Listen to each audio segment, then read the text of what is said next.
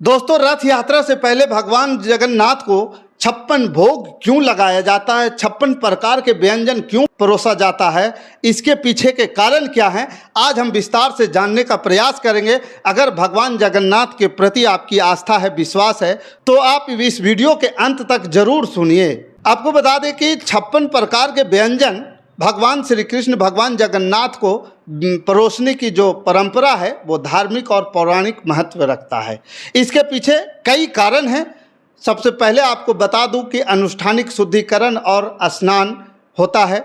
रथ यात्रा से पहले भगवान जगन्नाथ को स्नान पूर्णिमा के दिन 108 घड़ों से स्नान कराया जाता है।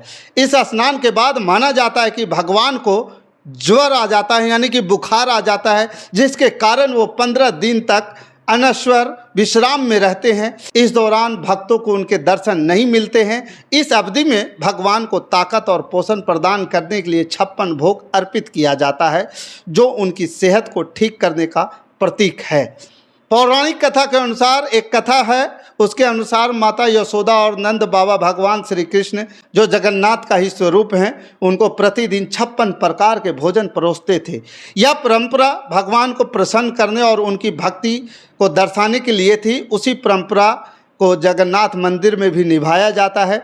विशेष रूप से रथ यात्रा जैसे महत्वपूर्ण अवसर पर 56 प्रकार के उनके भोजन जो है परोसा जाता है।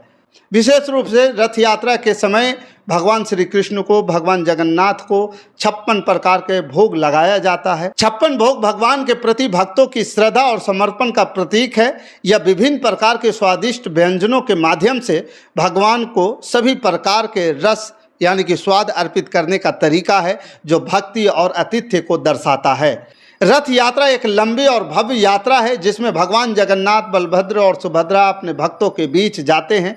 56 भोग अर्पित करना भगवान को इस यात्रा के लिए शक्ति और आशीर्वाद प्रदान करने का एक तरीका माना जाता है।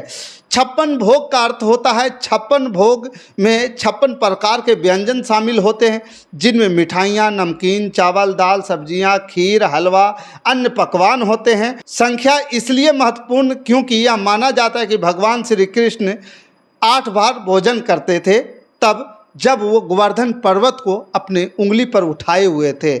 7 दिनों तक उठा करके रखे थे, और वो 7 दिन जो है भगवान श्री कृष्ण को भोग लगाए जाते थे, और उस भोग में 56 प्रकार के व्यंजन लगाए जाते थे, और एक बार में 7 प्रकार के व्यंजन का भोग लगाया जाता था। भगवान श्री कृष्ण गोवर्धन पर्वत को अपनी उंगली पर उठाए हुए 7 दिनों तक रहे थे, और उन 7 दिनों में 8 बार भोजन करते थे। आपको बता दें कि एक बार के भोजन में वो 7 प्रकार के व्यंजन लेते थे, और उसी प्रकार से वो भोजन अलग अलग 8 टाइम वो करते थे, और वो लगातार 7 दिन चला था। तो आपको बता दें कि 7 प्रकार के व्यंजन एक बार खाते थे, और पूरे दिन में 8 बार भोजन खाने पर उनको 56 होता है। 8 सते 56 प्रकार के भोजन एक दिन में भगवान श्री कृष्ण करते थे, और उसी प्रकार से 7 दिनों तक गोवर्धन पर्वत को अपनी उंगली पर उठाए रखे थे। भगवान इंद्र जब उस समय बारिश कर रहे थे, ब्रिजवासियों को बारिश से बचाने के लिए गोवर्धन पर्वत को जब अपनी उंगली पर उठाए थे, तो उस समय ये व्यंजन 56 प्रकार के व्यंजन भगवान श्री कृष्ण को दिया जाता था, परोसा जाता था। उसी से ये परंपरा की शुरुआत की गई है। बाकी आपका क्या विचार है, आप हमें कमेंट कर जरूर बताइएगा। हमारे साथ बने रहने के लिए धन्यवाद। जय हिंद, जय भारत।